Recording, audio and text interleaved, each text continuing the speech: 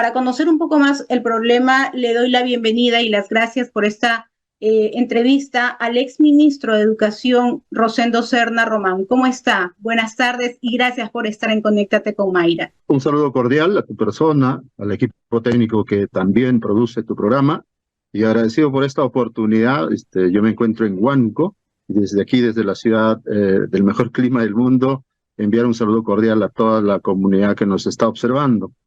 Si pues haces un comentario que es recurrente en la historia de la educación en nuestro país, y que finalmente las decisiones políticas no han permitido cerrar esa gran brecha que es respecto a infraestructura.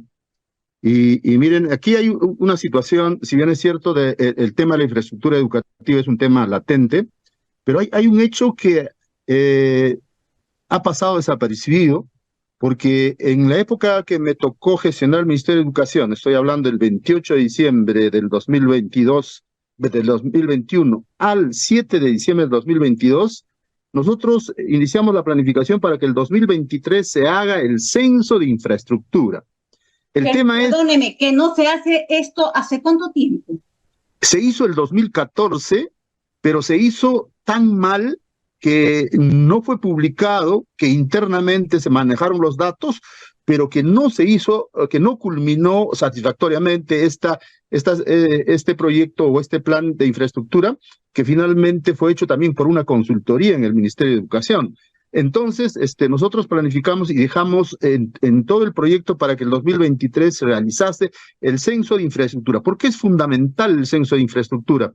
Porque es necesario saber a ciencia cierta cuántas infraestructuras requieren sustitución total, cuántos parcialmente, cuántos requieren mantenimiento óptimo y cuántos requieren el mantenimiento rutinario que se da anualmente, ¿no? ¿Cuál es la realidad? ¿Cuál es la transparencia? Si tienen servicios básicos, agua, desagüe, porque nosotros nos dejamos llevar de unas cifras que normalmente, si no hay un censo, no lo tenemos claro, como usted lo dice. Claro. ¿Sabe qué ocurre? Que hay instituciones educativas que están en buen estado, que requieren de repente un mantenimiento o una ampliación, pero como el alcalde quiere tener dividendos políticos, como el gobernador regional también, y como algún congresista se le ocurre también ofrecer, tumban todo e inician toda una nueva infraestructura. En un país donde las carencias son fuertes, tiene que hacerse adecuadamente la intervención. Por eso que es importantísimo el censo de infraestructura. Ese hecho, últimamente le he escuchado a la ministra hablar de que se va a hacer un censo de infraestructura.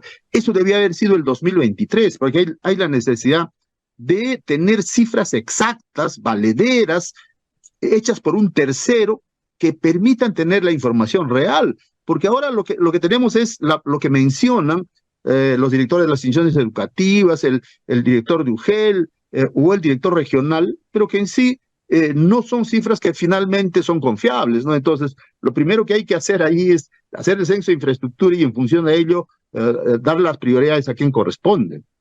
Ahora, lo del censo de infraestructura es importante, pero también tenemos que tener en cuenta que la población ha crecido, se ha expandido y hay lugares donde ya no es suficiente la capacidad de los alumnos, se quedan sin estudiar muchos de ellos. Yo recorría varios lugares del Perú, ¿no? Y mencionaban con lágrimas en los ojos las madres que sus hijos no tenían vacantes ya para estudiar, se habían quedado sin vacantes y no iban a estudiar porque no tenían economía para un colegio particular. Entonces, ¿hasta qué punto el Estado garantiza una verdadera educación para todos los peruanos como un derecho? Mira, aquí también ha ocurrido lo siguiente. Luego de la pandemia se ha sufrido una migración y han habido localidades que han tenido ahora el incremento de alumnos. Es más, el tema de la presencia extranjera, principalmente los venezolanos, ellos deben que crezca el tema de la demanda en las instituciones educativas. Se ha producido una especie de traslado de zona rural a zonas urbanas, porque las familias tratan de sostenerse y buscar los medios económicos que les permitan subsistir. En eso, efectivamente, lo que hay que hacer es todo un proceso de racionalización que permita evaluar muy bien las zonas en que han quedado sin alumnos a efectos de trasladar ese personal a zonas donde efectivamente se requiere. Y ahí tenemos la dificultad de las ampliaciones en infraestructura para atender las metas que cada institución educativa por crecimiento debe ofertarlas. Y esa no hay. Ahí no hay una situación planificada, porque en realidad el PRONIET que tiene que trabajar y la Dirección de Infraestructura no ha planificado a tal punto de esta coyuntura post-pandemia nos permita tener esa información que permita atender de mejor manera a los estudiantes, ¿no? Claro que sí. Ahora, ¿qué tan importante es tener también los maestros? Porque se está hablando de un déficit de profesores, de maestros, para poder cubrir, ¿no?, a todo el alumnado. Eso también es un gran problema en estos momentos que anteriormente no nos habíamos fijado, no nos habíamos dado cuenta o no estaba pasando. Miren, en la etapa que estuve en el Ministerio de Educación, nosotros hicimos la conversión de las plazas eventuales en plazas orgánicas y ofertamos más de 100.000 plazas vacantes a los maestros y debo decir con agrado que en este proceso se han nombrado cerca de 90.000, más de 90.000 maestros. Lo que hay que hacer es un proceso de racionalización adecuada que permita... ¿no? Racionalización, es decir, que permita que donde hay déficit de maestros tenga que atenderse y donde hay déficit de alumnos, hay la necesidad de reubicar a los maestros para atender otras zonas. Entonces ahí hay todo un proceso de racionalización que identifica la necesidad, pero que también identifica la excedencia. Ese proceso tiene que ser un proceso técnico, llevado por la SUGELS a efecto de identificar las instituciones educativas y atender lo que se tenga que atender. Pero de repente yo quisiera también hablar que hay un aspecto flaco que está, que no se ha tomado en cuenta, que se ha dejado de lado, es el tema del currículo. El currículum es el documento técnico, es el paquete tecnológico que permita dar la ruta de la educación en el país. Nosotros hicimos todo el 2022 la consulta a nivel nacional y toda esa información, a mi renuncia, quedó en el Ministerio de Educación. ¿Con qué finalidad? Con la finalidad de reestructurar, revisar el currículum y con la participación de los maestros, de la sociedad organizada, construir, darle las medidas correctivas, mejorar ese currículum, pero eso no ha ocurrido. Se ha vuelto a la cuestión rutinaria, se ha vuelto a la situación anterior y por eso es que el Congreso, por ejemplo, le ha quitado una de las funciones principales del Ministerio de Educación, que es el órgano rector de la educación en el país, y usted habrá visto que ha salido a la ley para incrementar las áreas de educación financiera, contable, etcétera, etcétera. Si bien es cierto, es un aporte, una opinión, pero son los técnicos especializados, en este caso el Ministerio de Educación, como órgano rector, quien debiera tomar en cuenta no solamente ese aporte, sino tomar en cuenta el currículum como integralidad, a efectos de darle una mejor oferta de formación a los estudiantes. Ese tema ha quedado también suspendido, pues tenemos esa situación del ministro que entra, el ministro trata de hacer lo que él cree correcto y ahí no hay una política de Estado sostenible que permita apuntar a lo que significa la mejora de la calidad de la educación y no los apetitos estrictamente, vamos a decir, personales o grupales o de tendencias políticas, que eso es incorrecto y le hace daño a la educación.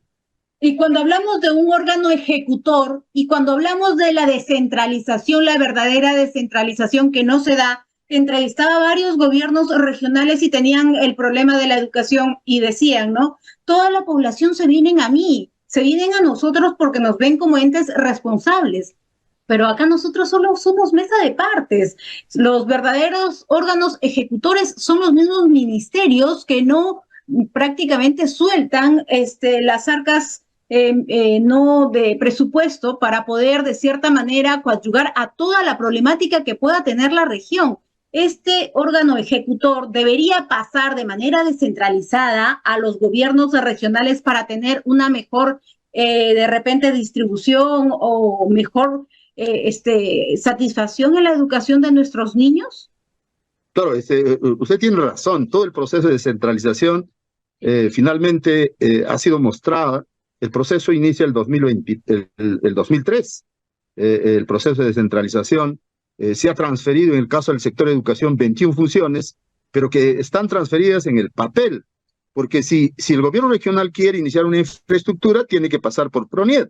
Y PRONIET es un filtro muy técnico, y ahí ocurren cosas también que sería bueno estudiar y analizar. Entonces, el gran problema es que nosotros, en términos efectivos y operativos, no hemos trasladado la situación sobre todo de la atención fiscal con recursos a las regiones. Mire, yo le voy a poner un ejemplo en el caso de educación nomás. Por ejemplo, el tema de la educación bilingüe intercultural, que atiende a las zonas quechohablantes, a las zonas de la selva, con sus culturas, con sus situaciones de manejo allí en educación cultural, educación intercultural bilingüe. Esas la opera y la decide Lima.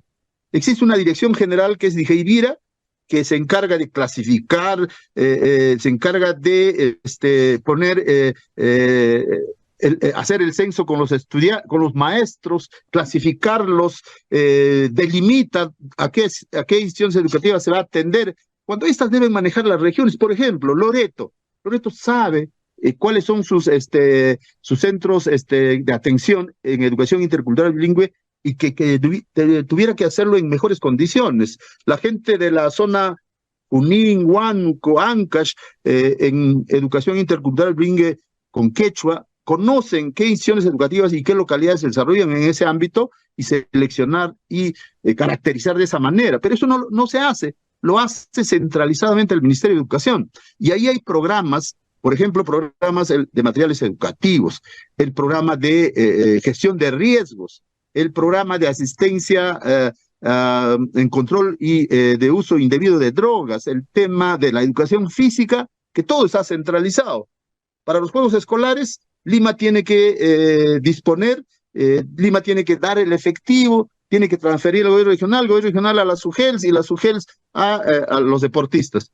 Allí, por ejemplo, es una cadena tan larga que esto es una tarea pendiente que nosotros la estábamos impulsando, pero eso otra vez ha quedado, y más bien lo que hace el ministerio ahora en esta gestión, es de nuevamente centralizar el poder y manejar toda la situación administrativa, financiera, y ahí surgen los problemas en las regiones. Yo tengo un gran cariño y un gran aprecio por la región Puno, Ayacucho, Junín, sin ni siquiera haber pisado estas tres regiones. No he podido ir, no conozco estas tres regiones, pero los tengo en mi corazón y tengo muchas personas que conozco.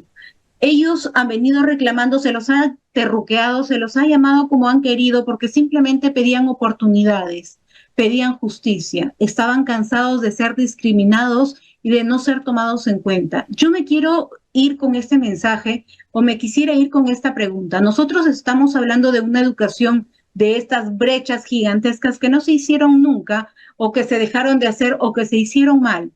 Estamos hablando de una infraestructura de más del 64% que está inhabilitable en este momento. Pero hablamos de algo céntrico. Pero si nos vamos a la región Puno, si nos vamos a la región Junín, a las zonas rurales, Ayacucho, Arequipa, a las zonas más vulnerables, ¿de verdad tendrán esa oportunidad de tener ni siquiera un aula, una carpeta, un cuaderno, un maestro? Porque esta es la verdadera educación del Perú. Y discúlpeme que se lo diga, porque esto no es recién, esto viene años anteriores. Vemos el problema por fuera, lo bonito, pero no vemos la grave situación que se tuvo en algún momento. Me gustaría terminar con un mensaje de repente de la reflexión que acabo de hacer, porque todo mi cariño para estas regiones del sur, también del norte, de todo el país que nos ven, pero a estas tres regiones que han sido golpeadas, de verdad que yo entiendo su dolor y su justicia, y por eso voy a reclamar siempre y por eso las tengo en cuenta. Me gustaría que usted me haga una reflexión de si verdaderamente en algún momento se cerró alguna brecha de educación. Ahí el tema central y principal es el conocimiento, fundamentalmente de la educación básica. Usted hace un comentario, efectivamente, que las grandes brechas están pues de urbano y rural. En temas de calidad educativa, en temas de infraestructura, en varios temas. Aquí la situación es que hay que conocer la educación básica. Y casi en toda la historia de la gestión en el sector educación, todos los ministros y la élite de la alta dirección nunca o pocos han sido los que han tenido experiencia y conocimiento de la educación básica. Y lo que usted señala, el conocimiento de Puno, de Cusco, de Ayacucho, de las zonas altoandinas. Por ejemplo, yo soy un maestro de base. Mi plaza docente es en la Gran Unidad Escolar Leoncio Prado de Huánuco. Yo he vuelto a mi plaza de docente y toda mi vida he gestionado en cargos directivos, en cargos de especialista y director regional de educación en 2 oportunidades. Y por eso es que cuando convocamos a los mejores maestros para dirigir el Ministerio de Educación, otra era nuestra mirada. Ahora hemos vuelto a la rutina, hemos vuelto a la situación de esas famosas consultorías también, que tienen, ¿cómo se llama?, simplemente para beneficiar a los amigos, al entorno, a la élite o al partido político que ahora está gestionando el Ministerio de Educación. Entonces, como se tiene el desconocimiento, la figura es, toda la situación de propuesta es de escritorio. Nosotros pensamos al revés, nosotros creemos que se debe dar oportunidad que gestione los verdaderos maestros que sufren en las zonas más pobres de nuestro país para dar la receta de solución al tema. Esperemos que las cosas cambien, esperemos que también los propios maestros tengan la posibilidad de poder ir planteando desde un punto de vista crítico, reflexivo, qué hacer con la educación. Nosotros siempre hemos estado participando muy activamente en las propuestas y creo que lo vamos a seguir haciendo, sean cual fueren las condiciones, porque lo que hay que hacer es proponer para mejorar la calidad de la educación. Así es, y yo le agradezco muchísimo esta entrevista